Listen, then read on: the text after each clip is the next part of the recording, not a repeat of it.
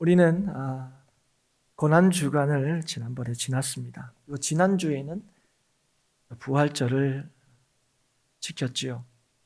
어느 때보다 예수의 십자가의 능력과 부활의 의미를 많이 묵상하며 되새겼습니다. 주님의 십자가가 실패가 아니라 우리를 향하신 주님의 놀라운 은혜와 사랑의 절정이며, 그 십자가가 우리를 하나님의 자녀가 되게 할 뿐 아니라 우리로 하나님의 자녀답게 살게 한다는 것을 더 분명히 깨닫게 되었습니다. 그래서 예수님을 따라서 십자가의 길을 가는 것이 구원과 생명의 길임을 다시 한번 확인하고, 그래서 주를 더 의지하고 찾고 구하며 살기로 어느 때보다 다짐했을 것입니다. 어떻습니까? 그 다짐과 결심을 유지하고 계십니까? 이번 주는 그래도 십자가의 은혜를 구하며 그 능력을 의지하며 살아오신 것 같습니까? 근데 사실 찬찬히 보면 이렇게 고난주간과 부활절을 지난 지가 일주일밖에 되지 않았음에도 불구하고, 그래서 그 은혜가 어떤지가 그 어느 때보다 더 확실히 우리의 이 삶에 다져졌음에도 불구하고 우리의 삶은 조금 더 달라진 것이 없어 보입니다. 여전히 힘든 건 힘들고 어려운 건 어렵습니다. 그렇다면 여러분, 우리가 그토록 묵상하고 또 다시 확인했던 그 예수의 십자가와 부활이 우리에게 아무런 의미도 아무런 영향력도 못 끼치는 것입니까? 우리가 믿음을 얘기할 때 가장 크게 오해하는 것 중에 하나가 뭐냐면, 예수 믿으면 모든 어려움에서 다 벗어난다 하는 것입니다. 그럴 수 있다 하는 거죠. 예수를 믿으면 우리가 겪고 있는 모든 고난과 고통의 문제가 해결된다, 그렇게 생각한다는 겁니다. 그리고 실제로 많은 경우 예수를 믿는 이유를 여기에서 찾는 경우가 굉장히 많습니다. 그래서 여러분, 우리 가운데 어떤 이상한 어떤 현상이 나타나냐면, 어려움이 없으면 예수 믿을 이유를 찾기 어렵다 하는 그런 생각을 한다는 거예요. 예를 들면 이런 겁니다. 우리 주위에 우리가 이제 주위에 예수를 전하려고 할 때에 정말 주위에 어려움이 없는 어떤 사람에게 예수를 전하려고 한다면 우리가 제일 먼저 드는 생각이 뭔지 아십니까? 그 가정에 아니면 그 사람에게 어떤 어려움이 있어야 된다고 자꾸 생각하는 거예요. 그러니까 어려움이 없으면 예수를 전하는데 굉장히 우리가 곤란해한다는 거예요. 힘들어한다는 겁니다.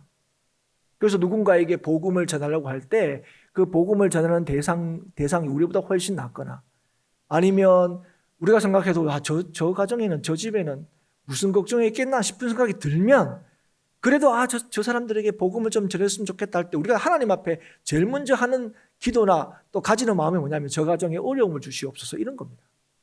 어려움이 있어야 뭐라도 좀 할 텐데 하는 생각이 드는 거죠. 우리도 마찬가지입니다, 여러분. 우리도 여러분 예수를 믿으면서도 여전히 우리가 어려움이 있으면 어떤 식으로 얘기하냐면, 우리가 믿음이 부족해서 그렇다는 거예요. 그래서 더 열심히 믿으면 이 어려움들이 해결될 거다. 이 어려움들이 우리가 바라는 대로 이 문제가 해결될 거다, 그렇게 생각합니다. 그런데 여러분, 이 두 가지 경우가 다 믿음이 무엇인지를 오해하고 있는 것입니다. 예수님을 믿는다는 게 무엇인지를 알지 못하는 것이죠. 오늘 우리가 읽은 이 요한복음 14장 이 말씀을 통해서, 주시는 말씀을 통해서 이런 믿음의 오해와 잘못에서 벗어날 수 있기를 바랍니다. 그리고 예수를 믿는다는 것이 무엇을 의미하는지를 확실히 깨달아서 주님께서 주시는 그 복됨을, 주님께서 주시는 그 담대함을 오늘도 누리는 저와 여러분이 될 수 있기를 주의 이름으로 축복합니다. 오늘 말씀은 너희 마음에 근심하지 말라 하시는 예수님의 말씀으로 시작이 되고 있습니다. 왜 예수님께서 이 말씀을 하실까요? 그것은 이 말씀을 듣는 사람들이 근심하고 있기 때문이었습니다. 그 사람들이 누구냐? 제자들이죠. 제자들이 근심하고 있으니까 예수님께서 근심하지 말라고 얘기하시는 거예요. 그럼 제자들이 왜 지금 염려하고 있느냐? 왜 근심하고 있느냐? 직접적인 이유는 13장 31절 이후에 보시면 예수님께서 그들을 떠나실 것을 말씀하신 데 있습니다. 예수님께서 더 이상 그들과 함께 있지 못한다, 하나님 말씀을 듣고 그들이 근심한 거죠. 그 사실이 그들을 근심하게 만든 겁니다. 그리고 이후에 36절에 보시면 베드로가 나를 부인할 거다. 이렇게 이제 얘기를 하시죠. 이 얘기에 대해서도 분명히 제자들이 근심했을 거예요. 그런 일이 일어나지 않을 거다 이렇게 생각했지만 그래도 예수님 우리를 그렇게 못 믿습니까? 또 다른 방식의 근심이죠.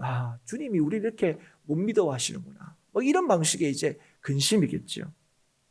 그러나 지금 제자들이 이제 14장이 하는 이 근심의 가장 주된 이유는 예수님이 자신들과 함께 더 이상 있지 않고 떠난다 하시는 말씀이에요.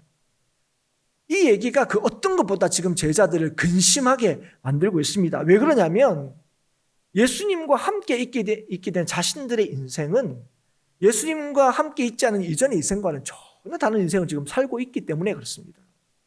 이전에는 그 제자들의 인생을, 자신들의 인생을 누구도 주목하지 않았습니다. 누구도 관심 가져 하지 않았어요. 그런데 예수님의 제자가 되고 난 뒤에, 예수님을 따르고 난 뒤에는 예수님의 제자라는 그 사실 자체가, 예수님과 함께 있다는 그 사실 자체가 그의 삶에 큰 변화를 가져왔습니다. 그러니까 예수님과 가깝다, 예수님과 함께 있다, 이게 자신들의 인생에 큰 힘이 된다는 걸 지금 경험하고 있어요. 그렇기 때문에 이제는 이 예수님이 예루살렘에 올라가시면 자신들도 이전과는 더 다른, 지금과는 또 다른 삶을 살게 될 거라 그렇게 기대하는 거예요. 그래서 어떤 일까지 합니까? 분명히 올라가면 이제 우리가 이전과는 더 나은 삶을 살게 될 텐데, 소위 말하는 한자를 하게 될 텐데 우리 가운데 누가 더 높으냐, 이런 것까지도 경쟁하게 이르는 거죠. 이전과는 전혀 다른 삶, 그래서 더 큰 꿈을, 더 새로운 삶을 꿈꿀 수 있는 그 일이 예수님 때문에 가능하게 된 거예요. 그런데 그 예수님이 자신들과 함께 하지 않는다니까, 더 이상 같이 있지 못한다니까, 그것만큼 그들을 근심하게 하는 일이 어디 있겠습니까 지금? 당황스러울 수밖에 없죠. 그런 그들에게 예수님께서 말씀하시는 거예요. 근심하지 말라는 거예요. 그런데 여러분, 제자들의 입장에서는 이게 왜 근심하게 된 겁니까? 예수님이 그렇게 말씀하셨으니까. 그러면 어떻게 하면 근심하지 않을 수 있는 겁니까? 예수님이 안 떠나시면 되는 거죠. 그러면 자신들의 이 근심의 문제가 해결될 거라고 그렇게 생각을 했을 겁니다. 예수님은 제자들뿐 아니라 오늘 우리에게도 동일하게 근심하지 말라고 말씀하십니다. 예수님은 예수님을 믿는 자들에게, 예수님을 따르는 자들에게 근심하지 말라고 하세요. 우리에게도 사실 근심할 일들이 많습니다. 염려할 일들도 많죠. 그냥 사는 것도 참 근심된 일이 많지만 예수를 믿기 때문에 또 우리가 가지는 그런 염려와 근심들도 분명히 있습니다. 그런데 그게 어떤 염려와 근심이든 간에 우리가 이런 근심을 어떻게 해결하려고 합니까? 이런 근심이 어떻게 해결될 수 있다고 생각합니까? 제자들과 같이 생각하고 있는 거예요. 제자들은 예수님 안 떠나면 지금 이 근심이 없어지는 거죠. 그런 것처럼 우리도 우리가 원하는 방식대로 문제가 해결되면 우리가 지금 하고 있는 이 염려와 근심을 하지 않을 수 있을 거라고 생각합니다. 그럴 수 있을 거라고 기대하죠. 예를 들면 이런 겁니다. 우리가 물질로 인해서 어려움을 겪는다, 근심이 생긴다. 그러면 이제 뭐합니까? 물질이 채워주면 되는 거죠. 그리고 요즘에 청년들 참 취직하기가 어렵다 이렇게 얘기를 하는데, 상대적으로 대학 가기는 쉬워졌고 취직하기는 너무 어려워졌습니다. 그런데 이제 이 취직이 어려우면 이 취직으로 인해서 생기는 근심은 어떻게 하면 사라질 수 있다고 생각합니까? 취직되면 사라진다고 생각해요. 건강의 문제도 마찬가지입니다. 건강 때문에 참 힘들고 어려우면 이 염려와 걱정은 어떻게 하면 사라진다고 우리가 생각하는 거죠? 건강해지면 되는 거예요. 그러면 우리의 근심이 해결될 수 있다고 생각합니다. 그러니까 무엇을 먹을까? 무엇을 입을까? 무엇을 마실까? 이게 여러분 우리의 가장 주된 염려인데요. 이것들은 채워지면 그 염려가 사라질 수 있다고 우리가 자꾸 생각하는 거죠. 이게 근심이 사라지고 평화를 누리는 방식이라고 우리는 다 생각합니다. 여러분 그렇지 않습니까? 그런데 여러분 오늘 예수님께서는 예수님이 떠나신다 하는 것으로 근심하고 있는 이 제자들에게 이런 방식의 해결 방안을 제안하고 계시지 않습니다. 야, 그걸로 근심하냐? 나 안 떠난다. 이러면 이제 끝날 문제인데 그렇게 말씀하고 계시지 않는다는 거예요. 첫 번째 예수님께서 하신 말씀이 뭡니까? 근심하지 말라고 얘기하는 거예요. 그 다음에 뭔지 아십니까? 왜 근심하지 말았냐? 나를 믿으라 얘기하는 거예요. 이 말이 뭡니까? 나를 믿으면 근심할 일이 없다는 거예요. 그래서 여러분, 이 근심을 해결하는 답으로 예수님께서 믿음을 지금 제시하고 계십니다.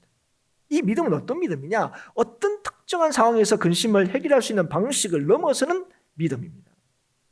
인생에서 경험하고 직면하게 될 모든 두려운 상황에서 근심하지 않고 살아갈 수 있게 하는 능력으로서의 믿음을 얘기하시는 거예요. 그 믿음. 그럼 그 믿음이 뭐냐 하는 거죠. 그게 바로 예수를 믿는 믿음이라는 거예요. 여러분, 그래서 제자들에게 예수님께서는 떠나시기 전에 제자들이 근심하지 않고 염려하지 않고 담대하게 살 수 있는 길이 예수를 믿는 믿음에 있다는 사실을 가르쳐주고 계시는 거예요. 나를 믿는 그 믿음이 근심하지 않게 한다는 거예요. 그렇기 때문에 예수를 믿는 믿음이 뭐냐? 예수님이 누구신가 하는 것을 오늘 24장의 말씀을 통하여 분명히 밝히시고 가르쳐주고 계시는 거예요. 예수를 믿는 믿음이 뭐길래 우리 인생에서 당하는 모든 걱정과 근심을 사라지게 하는 거 아닌가요? 예수님이 누구시길래? 우리에게 믿으려 하는 예수님을 믿는 믿음의 내용이 뭐길래 그 믿음이 오늘 우리를 근심하지 않게 하느냐는 거예요. 첫 번째 하시는 말씀이 뭡니까? 예수님이 하나님이시기 때문에 그렇다는 거예요. 예수님은 자신을 하나님이심을 말씀하는 거예요. 하나님을 믿으니 또 나를 믿어라. 이 말은 그대로 이 번역하면 이렇습니다. 하나님을 믿어라. 나를 믿어라. 이런 겁니다. 여러분, 이 말씀이 뭡니까? 하나님과 예수님이 동등하심을 보여주시는 거예요. 그래서 하나님을 아버지다 이렇게 부르시는 거잖아요. 이걸 계속해서 부르십니다. 아버지라 부르세요. 그러므로 말미암아 자신이 하나님의 아들이심을 분명히 얘기하시는 거예요. 그리고 10절에는 이렇게까지 얘기하십니다. 내가 아버지 안에 거하고 아버지는 내 안에 계신 것을 내가 믿지 아니하느냐. 이 말이 뭡니까? 아버지와 아들이 하나님과 예수님이 본질상 연합되어 있다. 한 분이시다 하는 것을, 하나이시다 하는 것을 말씀해 주는 거죠. 그래서 여러분, 예수님, 너희들이 믿어야 할 이 예수님, 나는 단순히 인생에서 의지하고 기댈 만한 존재가 아니라는 거예요. 어떤 존재다? 믿어야 될 존재라는 거예요. 믿어야 될 존재. 그래서 예수님은 믿으신 분이고 우리를 온전히 책임지시는 분이시니까요. 그래서 오늘 우리에게 뭐라고 얘기하실 수 있는 거예요? 예수를 믿는 그들에게, 예수를 따르는 제자들에게 너희는 마음에 근심하지 말라 이렇게 말씀하실 수가 있는 거예요. 걱정하지 말라 이렇게 얘기할 수 있는 분이 누구십니까? 예수님이시라는 거예요. 왜 그렇습니까? 예수님은 믿을 만한 분이시고 우리의 인생을 온전히 책임질 수 있는 능력을 가지고 계시는 분이시기 때문에 그렇습니다. 그래서 예수님은 자신을 어떻게 또 소개하고 계시냐면 우리를 위하여 영원한 거처를 예비하는 분이심을 밝히십니다. 이 말씀이 뭡니까? 우리의 인생을 책임지시되 영원토록 책임지신다는 것을 보여주시는 거예요. 그런데 여러분, 예수님이 우리의 인생을 책임지시되 영원토록 책임지시는 이 일이 어떻게 이루어진다고 말씀합니까? 영원한 거처가 어떤 방식으로 우리에게 약속이 되고 또 우리에게 마련이 된다고 말씀하고 계시는 겁니까? 그건 예수님의 떠나심으로 이루어진다는 거예요. 지금 이 제자들은 예수님이 떠난다니까 지금 너무너무 지금 당황스럽고 근심하고 있는데 예수님의 떠나심을 통해서 우리를 영원토록 책임지시는 주님의 이 놀라우신 역사를 이루신다는 거예요. 그게 뭡니까? 예수님의 죽으심과 부활이죠. 예수님의 이 죽으심과 부활로 우리를 위하여 예비되는 처소가 우리의 영원한 처소가 된다는 것입니다. 그렇기 때문에 우리는 여기서 이후에 예수님께서 이 예수님의 죽으심에 대해서 여러 번 또 가르치고 계시지 않습니까? 그때 베드로가 어떻게 한 거랍니까? 그렇게 하지 마십시오. 그러지 마십시오. 말리죠. 그럴 때 여러분 예수님이 뭐라고 그에게 말했습니까? 사단아 물러가라 그랬습니다. 그러면 왜 베드로에게 사단아 물러가라 했는지 그 분명한 이유를 여기서 확인할 수 있는 거죠.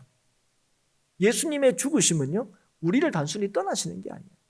예수님의 죽으심을 통해서 뭐 하시는 겁니까? 우리를 구원하시고 우리에게 영원한 생명을 주시는 이 일이 이루어지는 거예요.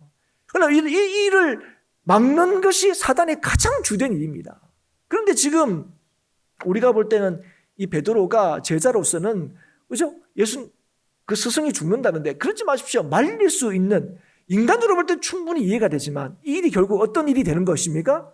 이 땅을 구원하시고 하나님을 믿는 모든 백성들에게 영원한 생명을 주시는 하나님의 이 구원의 경륜을 막는 일이 되는 거죠. 그래서 사단아 이렇게 부르신 거예요. 사랑하는 여러분, 오늘 예수님께서 떠나신 이 일에 근심하고 있는 제자들에게 나를 믿으라고 얘기합니다. 예수님은 어떤 분이시기 때문에 우리를 위하여 처소를 예비하러 가시는 분이시고 다시 오셔서 우리도 그곳에 있게 하시는 분이시기 때문에 그렇습니다. 그래서 여기에서 예수님께서 뭘 제자들에게 말씀해 주고 있습니까? 예수만이 우리가 구원에 이르는 유일한 길이 되신다는 사실을 분명하게 확인시켜 주고 있는 거죠. 그래서 여러분 이후에 우리가 더 잘하는 말씀이 있죠. 6절 말씀입니다. 덧붙여 제자들에게 하시는 말씀이 뭡니까? 내가 곧 길이요 진리요 생명이니 나로 말미암지 않고서는 아버지에게로 올 자가 없느니라 말씀하시는 거죠. 우리는 너무 잘 알죠. 그런데 여러분 원문에서는 이 의미가 더 강력하게 드러납니다. 원문에 이 헬라어로 보면 길, 진리, 생명이란 이 단어 앞에 관사를 붙입니다. 이렇게 붙이는 거죠. 그래서 그냥 하나의 길, 하나의 진리, 하나의 생명이 아니라 유일한 길, 유일한 진리, 유일한 생명이라는 사실을 우리에게 말씀해 주고 있어요. 그리고 유일하다는 것만 강조하는 것이 아니라 이 관사를 붙임으로 인해서 예수님이 길 자체가 되신다는 거예요. 진리 자체가 되시고 생명 자체가 되신다는 거예요. 그래서 예수님을 통해서 하나님께로 가는 이 일이 이루어진다. 그러니까 예수님이 하나님께로 나아가는 중보자이실 뿐 아니라 동시에 누구라는 걸 밝히시는 겁니까? 하나님이심을 드러내시는 거예요. 그러니까 앞에서 하나님을 믿으라, 나를 믿으라. 예수님 외에는 구원받을 길이 전혀 없다는 사실을 확실히 말씀하고 계시는 거죠. 이것이 우리가 어떤 상황 속에서도 예수님을 믿는 믿음을 저버릴 수 없으며 어떠한 상황 속에서도 예수를 믿는 믿음으로 살아야 하는 이유가 되는 것입니다. 예수님 외에는, 예수님을 믿는 믿음 외에는 우리가 구원 얻을 길이 없기 때문에 그래요. 그래서 사도행전 4장을 보시면 사로잡힌 사도들이 예루살렘의 모든 통치자와 종교 지도자들에게 신문받을 때에 베드로가 답변을 통해서 이 사실을 너무 잘 보여줍니다. 12절에 이렇게 얘기합니다. 다른 이로서는 구원받을 수 없나니 천하 사람 중에 구원받을 만한 다른 이름을 우리에게 주신 일이 없음이라 하였더라. 이들이 어떤 믿음으로 살았다고요? 예수 외에는 구원 얻을 수 있는 길이 없다는 것, 하나님이 우리에게 구원 얻을 만한 이름을 주신 것이 없다는 것을 믿으며 살았다는 것을 보여주는 거예요. 그래서 이 종교 지도자들이 사도들에게 예수의 이름으로 말하지 말고 가르치지도 말고 이렇게 위협하고 경고할 때에 그들의 반응이 뭐냐? 18절 19절이죠. 베드로와 요한이 대답하여 이르되 하나님 앞에서 너희의 말을 듣는 것이 하나님의 말씀을 듣는 것보다 옳은가 판단하라. 우리가 보고 들은 것을 말하지 아니할 수 없다 하니. 여러분, 이 제자들이 이 종교 지도자들의 위협 앞에 얼마나 담대한지 모릅니다. 이들 앞에 근심하지 않고 두려워하지 않는 모습들을 보게 됩니다. 왜 그렇습니까? 그들이 믿는 것이 뭐였습니까? 우리를 위하여 영원한 초소를 예배하러 가셨을 뿐 아니라 다시 오셔서 그곳에서 우리와 함께 있게 하실 길과 진리와 생명이신 예수님을 믿었기 때문에 그렇습니다. 여러분, 그들의 삶의 평안함은요, 그들의 환경이나 삶의 문제가 없는 것에서 비롯되는 게 아니었습니다. 그렇게 믿지 않았습니다. 그들의 삶의 평안함은요, 담대함은요, 오직 우리를 위하여 이 땅에 오시고 십자가를 지시고 다시 오시마 약속하신 예수 그리스도를 믿는 믿음에 있다는 사실을 그들은 분명히 알았습니다. 그래서 사도들이 서신서를 쓸 때마다 서두에 늘 성도와 교회에게 상기시킨 것이 무엇입니까? 은혜와 평강은 하나님과 우리 주 예수 그리스도로 말미암는다는 것입니다. 이걸 알 뿐 아니라 이걸 실제로 누리고 있었다는 거죠. 여러분, 이 믿음이 우리로 근심하지 않게 하는 겁니다. 우리를 위하여 영원한 초소를 예비하시기 위하여 죽으신 예수님, 다시 오시겠다고 약속하신 예수님, 예수님을 믿는 자를 주께서 영접하시고 준비하신 초소에 있게 하시는 예수님, 그 예수님을 믿는 믿음이 바로 우리로 하여금 우리의 삶의 근심에서 벗어나게 하는 능력이 된다는 거예요. 그 예수님을 믿는 믿음이. 그리고 여러분, 신앙생활이라는 것은 바로 이 예수님을 믿는 믿음으로 현재를 살아가는 거예요. 여러분, 이 믿음으로 과거를 추억하는 게 아닙니다. 이 믿음을 어차피 막연하게 내일은 어떻게 되겠지, 좋게 되겠지, 긍정적으로 보는 게 아니에요. 여러분, 이 믿음으로 지금을 살아가는 거예요. 지금. 왜 그렇습니까? 이 믿음의 내용은 진리고, 이 믿음은 지금도 유효하고, 그래서 반드시 주님께서 우리에게 주신 이 믿음의 내용은 이루어질 것이기 때문에 그렇습니다. 그래서 여러분, 이 믿음이 우리의 삶을 진실로 가치 있게 만들고 평안하게 만들고 의미 있게 만드는 거예요. 이 믿음. 지금 우리가 코로나 상황 속에서 여러분 얼마나 많이 걱정도 되고 근심이 됩니까? 그런데 여러분, 이런 상황 속에서 우리가 생각하는 건 뭡니까? 코로나만 없으면 우리의 근심이 없어질 거라고 생각해요. 그렇지 않다는 거예요. 오늘 우리의 이 삶, 어떻게 보면 마음대로 뭔가를 할 수도 없고, 특히 교회가 더 그렇죠. 뭔가 마음대로 할 수 없는 거 너무너무 많습니다, 여러분. 예전에 당연하게 생각했던 거 뭘 못해서 우리가 그것 때문에 참 걱정하기도 하고 염려가 되기도 합니다. 그러나 사랑하는 여러분, 오늘 우리를 여전히 교회로서, 성도로서 지금의 이 삶을, 지금의 이 상황들을 가치 있게 만들고 의미 있게 만드는 게 뭐라고요? 코로나 상황이 사라지고 원래 했던 일들을 다시 하는 데 있지 않고 여전히 예수 그리스도를 믿는 믿음으로 사는 그 상황들을 하나님께서 가치 있게 만들고 의미 있게 만든다고요. 힘 있게 만든다고요. 그리고 이 믿음으로 살아갈 때 지금 사는 이 현실이 이건 빨리 이게 뭐야? 이게 아니고 이 현실에 하나님께서 우리에게 함께 하시고 이루시는 하나님의 놀라우신 역사를 경험하게 되는 거예요. 지금의 이 현실은 빨리 지나가 버릴 의미 없는 현실이 아니라 이 현실에 하나님의 함께 하심과 하나님의 살아계심과 역사하심을 보게 된다는 거예요. 이게 여러분 믿음의 능력인 거예요. 이게 믿음의 능력. 믿음은 상황과 또 지금 정황들을 다 넘어서는 거예요. 그런데 여러분, 우리가 믿음의 능력을 얘기할 때요, 우리가 어떤 식으로 믿음의 능력을 생각하냐면 우리가 바라는 모든 것이 현실이 되는 것을 믿음의 능력이라고 생각합니다. 그리고 그걸 100번 양보해서 이게 우리의 믿음의 능력의 중요한 그 어떤 내용이 되지 않느냐, 그렇게 주장을 하는 거죠. 그래서 여러분, 우리가 이렇게 믿음을 이해할 때 믿음의 능력이라는 것은, 믿음이라는 것은 우리가 원하고 바라는 모든 것이 현실화되는 것, 이렇게 우리가 이해할 때 우리가 어떤 이 모습이 드러나냐면, 우리의 삶에서 믿음으로 인해서 고난받고 핍박받는 신약의 인물들보다 구약의 인물들의 삶을 더 선호하는 경향이 생긴다. 여러분, 구약이든 신약이든 동일하게 믿음으로 산 사람입니다. 그런데 여러분, 비근한 예로 그럼에도 불구하고 또 요셉 같은 삶을 살고 싶어, 바울과 같은 삶을 살고 싶어, 이렇게 누가 질문한다면 여러분, 어떤 삶을 살고 싶은 생각이 듭니까? 아마 많은 경우에는 요셉 같은 삶을 살고 싶어 할 거예요. 이거 이유가 무엇입니까? 요셉도 고생 많이 했죠. 바울도 고생 많이 했죠. 그런데 여러분, 왜 우리가 선뜻 바울보다는 그래도 하나님 살게 해주신다면 요셉 같은 삶을 살게 해달라고 그렇게 우리가 생각하는 이유가 무엇입니까?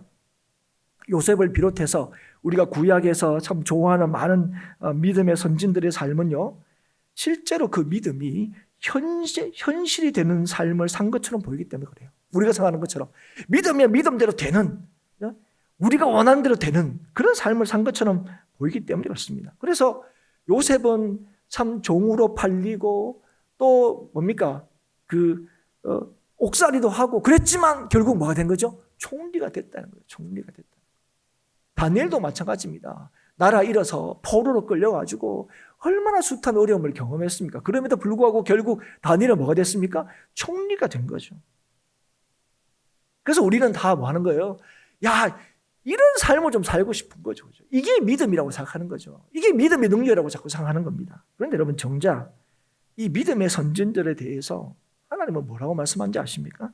우리가 그걸 좀 찾아봤으면 좋겠습니다. 히브리서 11장을 한번 찾겠습니다. 히브리서 11장입니다. 11장 13절. 신약 365쪽입니다. 히브리서 11장 13절. 제가 읽겠습니다. 이 사람들은 다 믿음을 따라 죽었으며 약속을 받지 못하였으되 그것들을 멀리서 보고 환영하며 또 땅에서는 외국인과 나그네임을 증언하였으니 그들이 이같이 말하는 것은 자기들이 본향 찾는 자임을 나타냅니다. 그들이 나온 바 본향을 생각하였더라면 돌아갈 기회가 있었으려니와 그들이 이제는 더 나은 본향을 사모하니 곧 하늘에 있는 것이라. 이러므로 하나님이 그들의 하나님이라 일컬음 받으심을 부끄러워하지 아니하시고 그들을 위하여 한 성을 예비하셨느니라. 39절을 한번 볼까요? 11장을 어떻게 마무리하고 있는지를 보겠습니다. 이 사람들은 다 믿음으로 말미암아 증거를 받았으나 약속된 것을 받지 못하였으니 이는 하나님이 우리를 위하여 더 좋은 것을 예비하셨은즉 우리가 아니면 그들로 온전함을 이루지 못하게 하려 하심이라. 여러분, 이들이 참 앞에서 쭉 히브리서 보면 이거 믿음의 장이라고 우리가 부르지 않습니까? 믿음의 선진들의 삶의 모습들을 우리가 쭉 이렇게 보게 되는데요. 이들이 정말 그죠? 그 땅에서 참 믿음의 능력대로 산 모습들이 쭉 보이는데, 그런데 이들에 대해서 말씀하시는 게 뭡니까? 이들은 이 땅에서의 삶을 목적으로 살지 않았다는 거예요. 그래서 이들이 뭘 사모하며 살았느냐? 자기들이 나온 본향이 아닙니다. 더 나은 본향이죠. 더 나은 본향을 사모하며 살았다는 거예요. 그래서 그들을 위해서 하나님께서 뭐를 준비하셨다고요? 한 도성을 준비하셨다고요. 그런데 이들이 더 좋은 것, 더 나은 본향을 약속받지는 못했다는 거예요. 왜냐하면 더 좋은 것에 대한 약속은 예수 그리스도의 십자가를 통해서만 가능하기 때문에 그렇습니다. 그래서 여러분, 이 11장 끝이 뭡니까? 그래서 이 더 좋은 약속이 누구에게 주어졌다고요? 우리에게 주어졌다는 거예요. 예수 그리스도의 십자가를 믿는 자들에게 주어졌다는 거예요. 우리는 그래서 약속된 것을 받은 거예요. 이들은 약속된 것을 못 받았어요. 그래서 여러분, 영원한 하나님의 나라는 우리의 구원자 되신 예수 그리스도를 통해서만 우리의 것이 됩니다. 이 약속은 예수를 통해서만 우리에게 주어지는 거예요. 그 예수님께서 뭐라고, 우리에게 무슨 약속을 주셨다고요? 우리를 위하여 처소를 예배하러 가시고 다시 오셔서 주님께서 계신 그곳에 우리도 있게 하시겠다는 거예요. 여러분, 이 믿음으로 이 땅을 사는 사람들이 누구라고요? 성도라고요.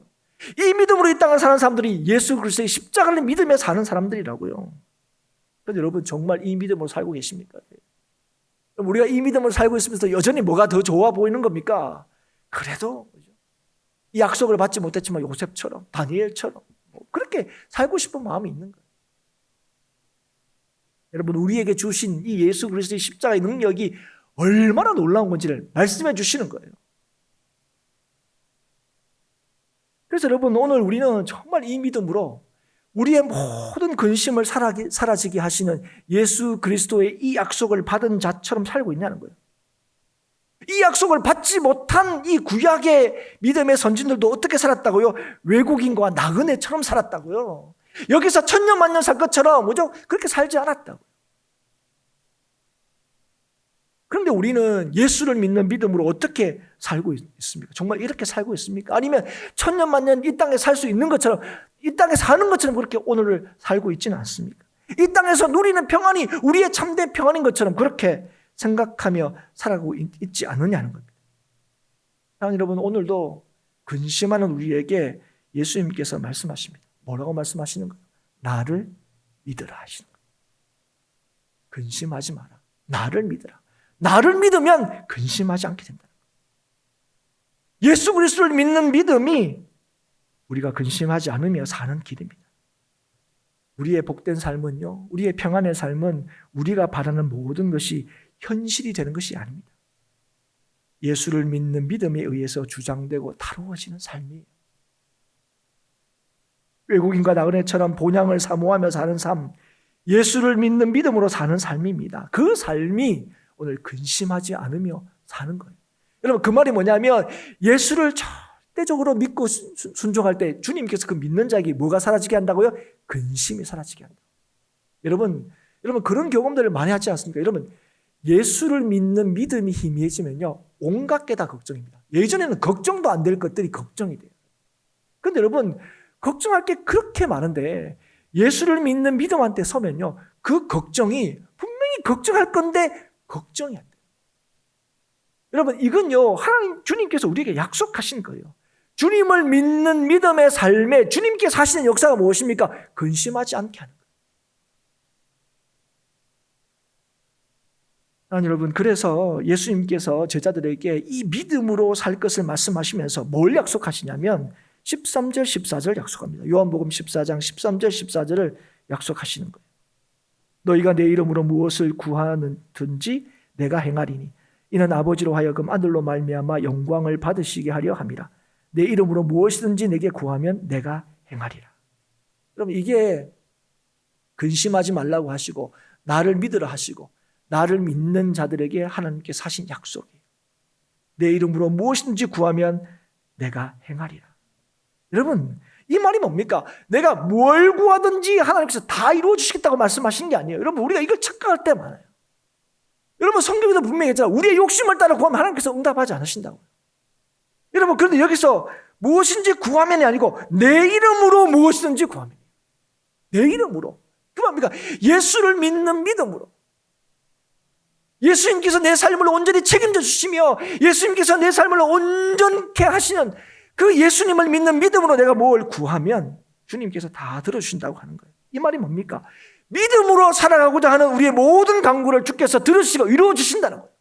믿음으로 살고자 하는 우리의 모든 소원들을. 여러분, 이것이 아버지가 영광을 받으시는 거예요. 여러분, 뭐가 영광을 받으신다고요? 아버지가? 아들로 통해서 뭘 영광을 받으신다고요? 믿음으로 살고자 하는 모든 성도들의 간구와 또 성도들의 기도, 그걸 하나님께서 영광으로 받으신다고요. 여러분, 이 말은 우리가 간구하는 것이 우리의 사사로운 욕심을 채우고 우리가 기대한 바를 이루는 게 아니라 하나님의 뜻을 이루는 것이 되어야 한다는 거예요. 여러분, 그래서 여러분, 이 예수를 믿는 믿음으로 사는 이 일에 우리의 소망이 있고 우리의 평안이 있는 것입니다. 여러분, 가만히 생각해 보십시오. 오늘도 마찬가지죠. 우리가 바라는 게 있습니다. 여러분, 개인이든 사회든 국가든 여러분이 그리고 있는 여러분의 삶이 있고 또 사회가 있습니다. 그런데 여러분, 그렇게 되지 않을 때에 되게 답답하죠. 여러분, 뭐 크게는 안 보더라도 우리 개인적인 삶에도 마찬가지죠. 여기 됐으면 좋겠는데 안 되면 누구를 원망합니까? 주님을 원망하는 거죠. 그런데 사랑하는 여러분, 오늘도 우리를 어떤 어려움 속에서도 주님의 뜻을 따라서 살고자 기도하고 또 구하는 자들의 삶에 주님께서 어떤 일을 이루신다고요? 평강을 주시고 또 그 삶을 통하여 하나님께서 영광을 받으신다고 분명히 말씀하시는 거예요. 사랑하는 여러분, 오늘 저와 여러분은 뭘 믿고 있습니까? 여러분, 다 얘기해. 우리는 예수님을 믿지요.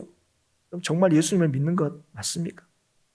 그럼 오늘 예수님이 누구신지, 예수님께서 오늘 우리에게 뭘 약속하시는지 여러분 잊지 않고 계시는 거 맞아요? 주님께서 오늘도 주시는 이 말씀을 붙들고 사는 거 맞습니까? 여러분, 이 말씀을 붙들고 살 때 우리의 삶에 어떤 일이 일어난다고요? 근심하지 말라 하시는 하나님의 말씀이 이루어지는 걸 경험하게 되는 거예요. 여러분, 오늘도 우리에게 말씀하신 이 예수 그리스도를 믿는 믿음으로 오늘을 살아갈 수 있기를 주의 이름으로 축복합니다. 그게 성도의 삶이에요, 여러분. 오늘도 우리에게 찾아오시고 우리를 위하여 십자가 지시고 오늘도 우리와 함께 하시는 그 예수님을 믿는 믿음으로 사는 게 성도의 삶이지, 그 예수님을 우리의 삶에 이용하고 그 예수님의 능력을 내가 바라는 대로 끌고 가는 게 믿음이 아닌 거예요. 거기에 평안이 있는 게 아니에요. 여러분, 오늘 이 믿음으로 주의 뜻이 이루어지기를 간구하십시오.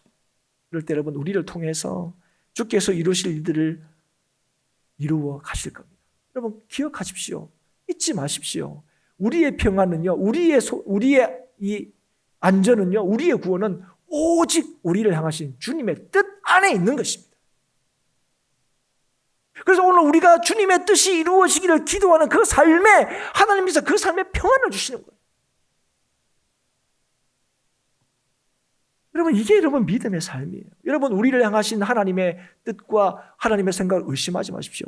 예레미야 29장 11절에 뭐라고 말씀하십니까? 여호와의 말씀이니라. 너희를 향한 나의 생각을 내가 아나니 평안이요 재앙이 아니니라. 너희에게 미래와 희망을 주는 것이니라. 사랑하는 여러분, 오늘 예수님께서 어떤 분이십니까? 우리를 위하여 영원한 초소를 예비하시는 분입니다. 다시 오셔서 우리에게 그곳에 있게 하실 분이 우리가 믿는 예수 그리스도이십니다. 우리를 향하신 하나님의 뜻을, 우리를 향하신 주님의 뜻을 결코 의심하지 마십시오. 오늘도 참된 소망 되신 예수 그리스도를 믿는 믿음으로 오늘도 근심하지 않고 그래서 담대한 삶을 살아가는 저와 여러분이 될 수 있기를 주의 이름으로 축복합니다.